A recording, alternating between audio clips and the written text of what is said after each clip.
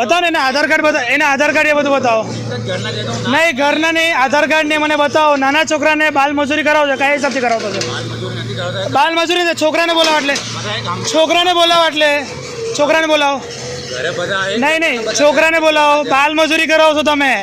civil બનતી છે એવું નહીં કે બાલ મજૂરી બનાવવાનું સરકારનો નિયમ શું કહે છે મજૂરી નથી કરાવતા તો